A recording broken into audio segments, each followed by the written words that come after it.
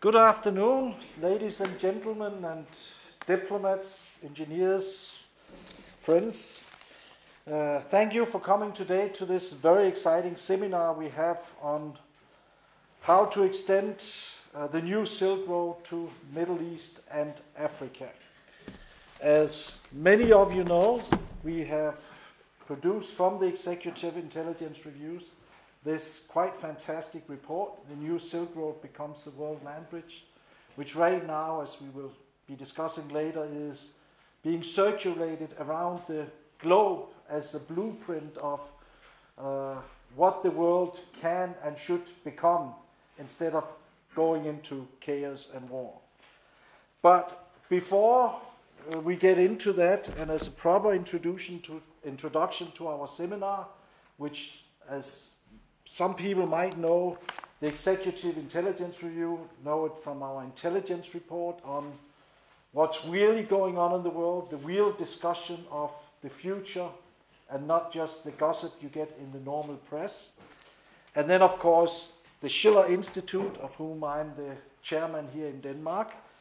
It's very fitting and very proper, I think, to start the seminar with a short musical introduction to set the stage and let us open our minds to beautiful ideas to come.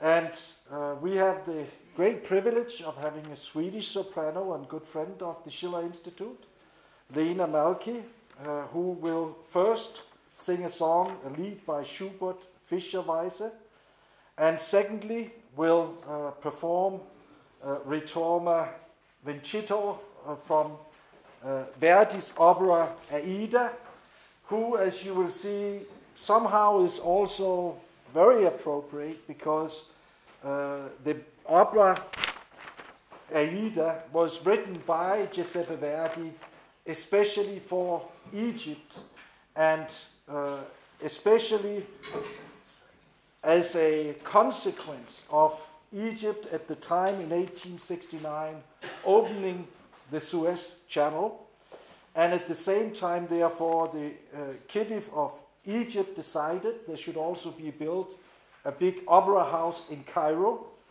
something both for the physical goods but also for the minds of the people. And when it opened, Giuseppe Verdi's opera Rigoletto was the first opera being performed there, but 2 years later, in 1879, there was the first performance of Aida, an opera written by Giuseppe Verdi, especially for the occasion of this new opera house in Cairo.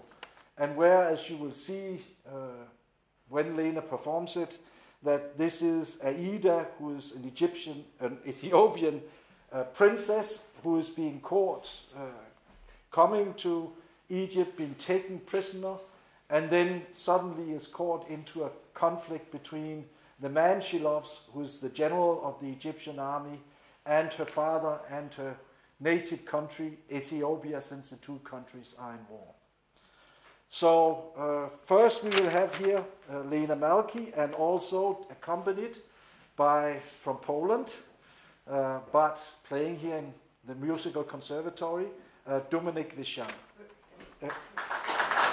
And please turn off your mobile phones or mute them or whatever, so we don't hear their tones in the middle. I just wanted to say something very short about this song I'm going to sing by Schubert, Franz Schubert. Fischerweise is a Fischer song. It's a Fischer short little song. And this fisherman, he's very happy. He has very simple, simple happinesses in life, and maybe that's what we also should search for, and that we wish for everybody on this earth to have. But it's a very joyful song, and in the end, comes another person into the picture. It's what's the name of the woman who is taking care of the flock of the herd? Shepherd. Yeah, shepherdess. Yes, and she tries to catch the fisherman, and they say that no, it will not work this time. So it's a little bit fun.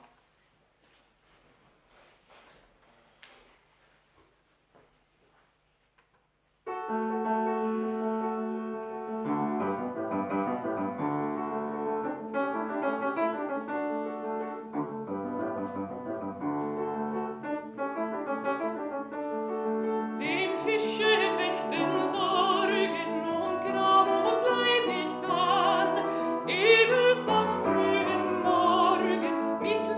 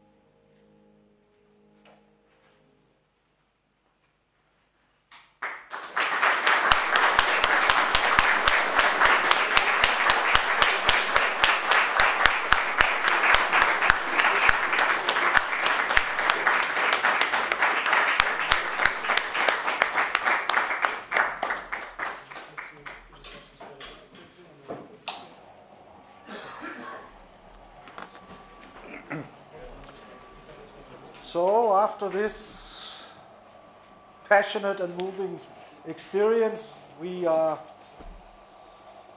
getting into the discussion of the formal program. And I will say, you can see there's a camera here in front, and that will purely be used for the speeches.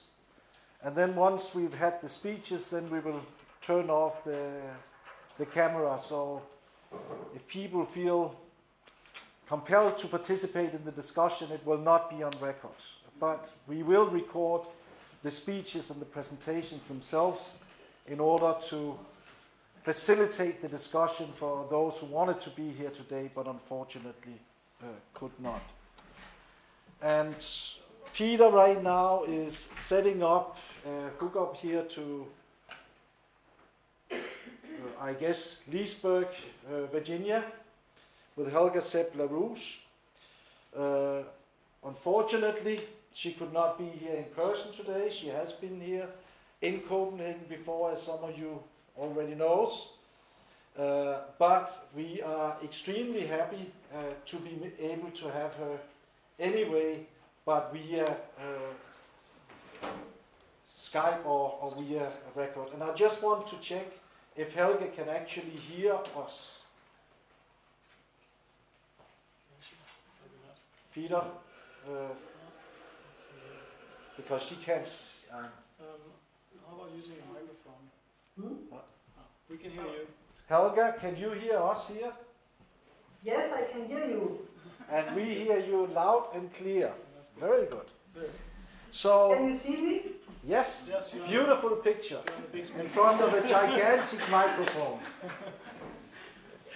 which I think is important. So not only we here, but also the whole world has a chance to receive the very important message. And I'll just say as a short introduction to Mrs. Helga Sepp-LaRouche, for those who might not know it, she is, among many other things, she is the founder of the Schiller Institute. She is also the chairwoman of a political party in Germany, Bürgerrechtsbewegung Solidarität, the civil rights movement Solidarity. She is also, since almost 4 decades, the wife of Lyndon LaRouche, and as such has been a co-conspirator, I would say, with Lyndon LaRouche of transforming this planet into a much better place. And as part of that long journey, there has been a special bond, I would also say, to China. All the time from Helga was just a young journalist, spending a couple of months in China in 1971, at the time of the height of the Cultural Revolution. And then coming back in the aftermath of Mr. LaRouche and Helga Sepp-LaRouche and our international movement, trying to transform the planet in the aftermath of the fall of the Berlin Wall and the collapse of the Soviet Union, trying to get the Western world to use this grand opportunity of creating a new paradigm for the world, a new paradigm for global economic collaboration and development. And when that did not really materialize, Helga Sepp-LaRouche took it upon her to get China engaged in this process and became, in the 1990s, known in China as the Silk Road Lady for her very passionate appeal for China joining in building a new Silk Road to connect Asia and Europe and transform both those areas in between, but also the rest of the planet. And I think this is very important because what you see also, of course, reflected in this report, which we spoke about, the new Silk Road becomes the world land bridge. This is also has been translated into Chinese. And the fact that Helga Sepp-LaRouche has this very extensive history also with China, gives her a very special position to be, you can say, the bridge between the Western world, where she's very much a part, spending much time in the United States and of course also in Germany, but also in an interaction with China and this new world order that's right now is materializing. She has been very much engaged, as Mr. LaRouche also, in discussions with many nations around the world, among them Russia. She also, just in March, was invited to New Delhi to participate in the Raisina Dialogue, which is a new format partly set up together with the Indian Foreign Ministry of discussing the big issues of the world. Also I will just note that Helga Sepp LaRouche, as well as Lyndon LaRouche, but also Helga Sepp LaRouche, has a long history of making, first of all, dire predictions, like when she's in 1997 shocked people in China and other parts of Asia by warning of a coming financial crisis, which they later, to a dramatic degree, saw.